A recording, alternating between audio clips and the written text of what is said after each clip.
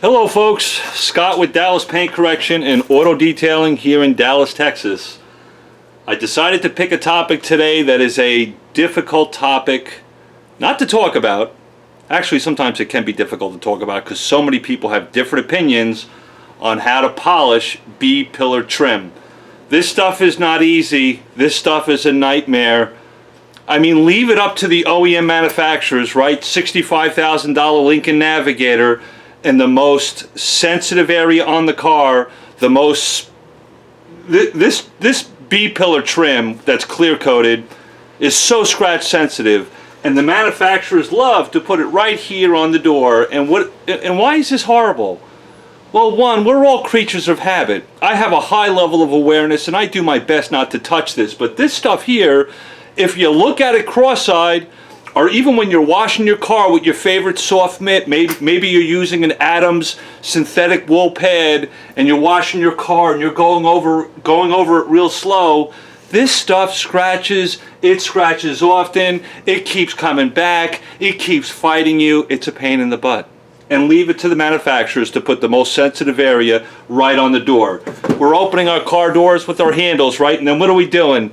We're silly little beings. Not really, it's convenient. We're pushing on the door like that and closing it, and we're scratching the living daylights out of that trim. Maybe we'll have jewelry on our hands, rings, wedding bands. Women with long fingernails, love those long fingernails, don't get rid of them. But you could be scratching this area. This is highly scratch sensitive. So I want to talk about how to polish it, how I polish it, and the thought process that goes through my mind when I'm doing this for a customer. Because I know this area, I don't care what I do with it, folks. I can dial this in, I can make this absolutely perfect, spotless, no imperfections within the B-pillar at all, within this trim. And I know within 2 to 3 months, I'll see my customer's car again. Their car may look great, this area is going to look like a nightmare just because of the way we're treating it. Now, there's some people out there with a high level of awareness. They're not touching it. That's great. That's fine. For me, though, as a professional detailer, I learned to pick my battles. I pick my battles wisely. I already know when I'm doing paint correction for a customer, I already know their habits. I already know how they're handling their car, because I may work on a customer's car that's only a year old. Maybe it's 6 months old, 8 months old. And this area here is completely hammered. I already know that customer is touching this all the time. Now here's the deal. I can correct this with them 100%, and I can do it awfully quick. And I can make it look beautiful. And then I can go talk to my customer like I'm some type of parent. And now I'm going to start telling them, hey, don't touch this anymore. You know what? Most of my customers are going to grab me by the throat and say, Scott, that's my car. Don't tell me how to touch it. I'm not in the game of trying to change people's habits or being a parent for them. If that's how they want to handle their car, that's fine. That's their car. That's their business. What is my point? My point is that if I'm always trying to get 100% correction out of this panel, and I know it's just going to keep getting scratched up, and let's say my customer wants perfection, and every 3 or 4 months he's calling me back going, can you give me perfection again on this panel? 3 or 4 months later, can you give me perfection again on this panel? That's unrealistic and it's inappropriate. Some of you are going, Scott, your company name is Dallas Paint Correction. You won't do that for somebody? It's not that I won't do it for somebody, but we're going to have a long talk. Being a professional, being a guy who takes clear coat off vehicles, it's not that I know how to do it. It's not that I know how to do it effectively, give amazing results, but I need to know when to tell my customer no. I need to, as a professional, as much as I like taking clear coat off vehicles and making them shiny, I also have to have integrity. I also have to realize what that clear coat's doing on the car. Sometimes I get paid for taking less clear coat off the car than taking more of it off. That's the beauty of what I do, and if you do it right, you get great results. And if you're talking to your customer, communicating effectively, you can do it. I actually get paid more when I'm removing less clear coat from the vehicle. Case closed. Wrap your head around that. I know it's a weird concept, but I've been doing it too long. I figured it out. But I'm going to show you how I deal with this. One, this is my car. I know it's going to get scratched. I also have some tape on here. All of us are going to put some form of tape to cover up the rubber trim. This is a good idea. This is your best friend in the moment. But guess what? It's also your worst nightmare. Some of you are going, what are you talking about? If you are using tape, I don't care what tape you buy. This happens to be made by 3M, automotive industry. There's guys out there buying kamikaze tape, paying $40 a roll for that tape, thinking that's better. Yes, maybe it sticks to the rubber trim better, but guess what? If you're using a 5-inch pad, this just happens to be a Lake Country Force pad. It's a 5-inch pad. A lot of people would use this on their DA. And I'm working on this panel, and I'm trying to clean up and get perfection out of these B-pillars. If my pad and compound touches this tape, this is a minefield. This is a field of debris. If my pad was to catch that tape and it gets its residue on the bottom of this pad as I'm trying to create perfection on this panel, what will happen is you'll pull the residue from the tape off, it will get on the pad, and you'll see, if you have a trained eye, you got to know what you're looking for, but I can see it, you'll start getting these little, I don't know what my industry calls them, there's so many different names they call things, but they're like little, it's almost like little dirt nibs or something, but you can see little hairline fractures. They look like little cracks that are happening. The reason for that is you're pulling up the residue from the tape. So be careful when you're taping this stuff up. It's your best friend. We don't want compound and polish on that rubber trim. I get it. It could stain it. But the other deal I wanted to talk about, what type of polisher are you going to use on this? I know how to use a rotary. A rotary works really great for me. I'm not going to sit here for a half hour trying to get this right, but I know most of you that are watching this, if you're not a professional, or even if you're a professional, you're probably not comfortable with a rotary unless you have a lot of experience. Some of you might be using a 5-inch pad, 6-inch pad, who knows, and you're using it on a Rupes. You're using it on a Griot's Boss machine, something with a large throw, like a 15 millimeter throw or a 21 millimeter throw. Guys, when it comes to, this is just my opinion, don't rake me over the coals, but I've done too much of it and I've seen it. I have a Rupes, I have a Griot's machine, I have flex machines, I love them, but in this area, I don't like it. This stuff is so scratch sensitive, and it's constantly talking to you. A lot of guys will ask me, Scott, how do you dial these things in? They drive me crazy. Well, here's the deal. This is like going on a hot date and you're in the back of the movie theater with your girlfriend or your boyfriend and you're touching her way too much and she's smacking your hand going, stop it, stop it. This paint, this clear coat is constantly talking to me, and I'm sure a lot of you are noticing it, or maybe you're not aware of it because you're not listening with your third eye or your brain. And I don't mean to be disrespectful, but sometimes you just got to listen. There's another way of listening, not just with your ears. It's all about sight, feeling. Let that paint talk to you. Let it tell you what it wants. This paint does not like, this clear coat doesn't like a lot of action on it. And what's my point? If you're using those Rupes machines, not only are they rotating, they're oscillating, and they're also throwing the pad 15, 20 millimeters each way, right? When it's working. This clear coat on this panel, it doesn't like that. It's like the girl in the back of the movie theater going, stop, stop, stop touching me. It wants to be kissed. It wants you to go at it incredibly gentle. And for me, I don't use the Rupes machines. They're too busy. There's too much action going on the panel. I don't like using 5-inch pads, trying to cover both pillar at the same time. I really want to hone in on one pillar at a time on both sides. If I can, I typically like a 3-inch pad. And I'm not going to use a fancy machine. The machine I'm going to use is actually a Chicago Pneumatic. I don't know what it is, but it's made from Harbor Freight. That's a $59 tool, and it works wonders in this area, and I love it for it. It turns, it oscillates, but it doesn't have a big throw on it. It's a lot more quiet on the panel. It's going to give me a level of perfection that I'm looking for instead of these big Rupes machines bouncing all over the place. This clear coat, this panel doesn't like it because it's typically plastic underneath it. Not to ramble on too much, I actually want to polish this and show you how I do it. But you got to remember, it's plastic under here. It's got clear coat on it. You can go ahead and cut it. You can go ahead and do some form of paint correction, but it's not like sheet metal. It wants to hold on to heat. Plastic material doesn't disperse. It doesn't dispense the heat when you're working on it. So what happens, that's why it's another reason why it's so finicky to cut this. There's guys out there that say the clear coat is soft. I don't know what that means. I'm assuming the clear coat here is the same clear coat that's on the outside of the car, unless I'm wrong, and I probably am. I don't know what you guys mean by soft clear coat. Yes, there are some clear coats that are easier to remove defects from, more that are more scratch sensitive than others, but clear coat, in my opinion, is clear coat. It just depends on the manufacturer that supplies the OEM manufacturer. They're not all created the same.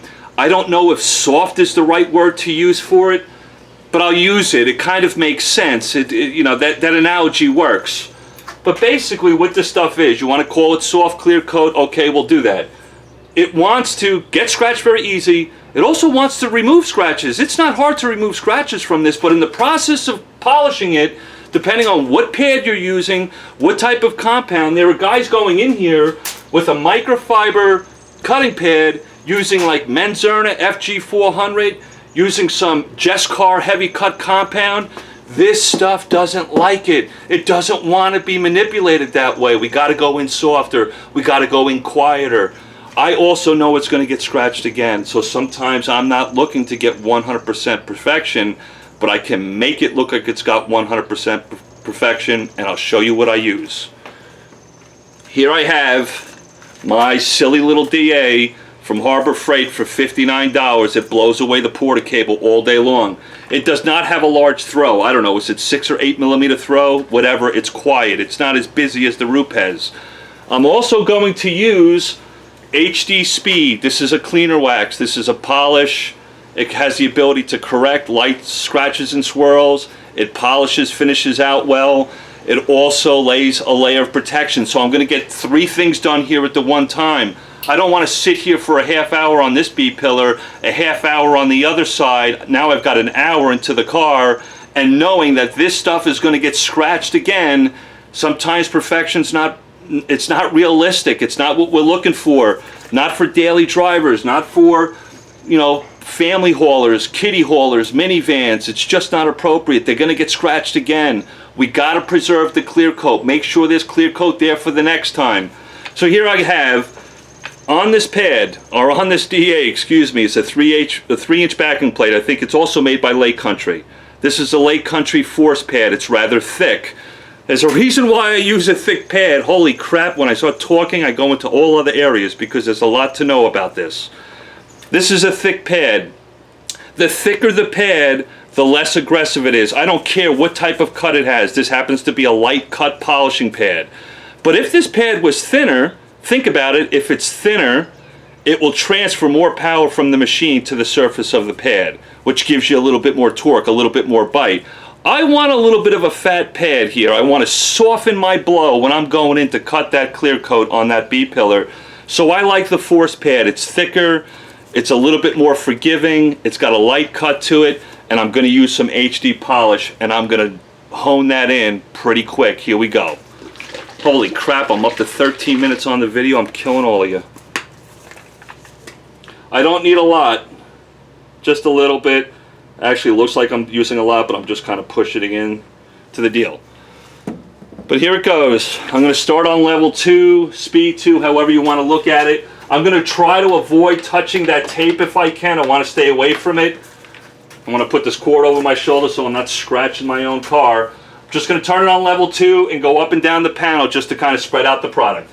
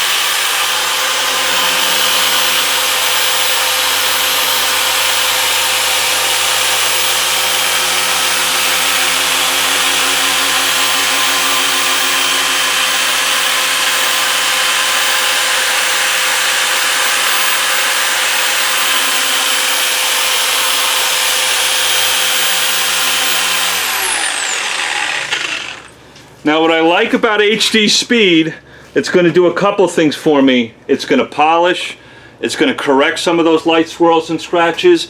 I'm not naive to the fact it's a cleaner wax. It's got fillers in it, glazes, whatever you want to call it. I want to take advantage of a polish that does that because again, I know this is going to get hammered. It's going to get scratched again. It may look like living garbage in 3 or 4 months from now, depending on how it's touched. I want to preserve the clear coat. I want to take advantage of that polish has the chance to fill some of that stuff. I know glazes, fillers aren't sexy, but boy, when you're in professional auto detailing, this stuff, when used appropriately in areas that are just going to keep getting scratched all the time, this stuff will make your world. It'll be great for you. Don't run away from it because you don't think it's sexy. Don't think you have to get perfection all the time because even if you do, it's just going to get scratched again. It's just the way life is with these stupid panels. I'm going to go in, lightly take that off.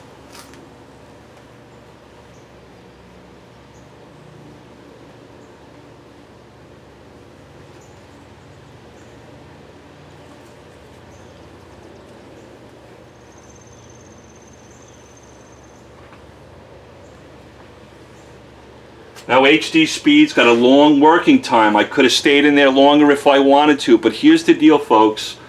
I have corrected it to some extent. It's not 100%. It's a level 8 out of 10. It's glossy, it's shiny, it's got protection. I'm also preserving that clear coat. I may have to do this again in 3 or 4 months if it drives me crazy again. I can't go in with Menzerna FG400, a microfiber cutting pad, and sit here for a half hour dialing in these both pillars here and do this every 6 months. I'm going to run out of clear coat. It's not appropriate. This is just a simple little way I dial in B pillars. I'm realistic. I choose my battles wisely. This is fine. This is perfect. This looks great. Yes, my company's called Dallas Paint Correction. I love 100% perfection, but sometimes in areas of the car you got to realize it's just not appropriate. My customer wants 100% perfection, I'll give it to him all day long. He probably understands he needs to stop touching this. He needs to start being more gentle with this. He needs to be careful how he washes it. That's fine. If he knows the pros and cons, I'll dial that so there's not a bit of imperfection in it. 18-minute video on how to polish B pillars. This is really simple. Be careful with your tape. Try not to hit that too often with your pad. Don't be using a large pad. Don't be using a DA. Again, it's my opinion. You guys can do what you want. I'm just giving you feedback what works in my world. Be careful. I should use that word, not tell you what to do. Just be careful with large throw DAs. They're too busy on this panel. It doesn't like it. It's like the girl slapping you in the back of the movie theater. Be more focused. Watch your tape line. This is great for you, but it's also with debris field. You don't want that residue from the tape transferring over to where you're trying to correct the panel. Guys, I hope that helps. I rambled on a little bit, but it goes into so many different areas as I start talking about it. These are all the things running through my head. Hope that helps you out.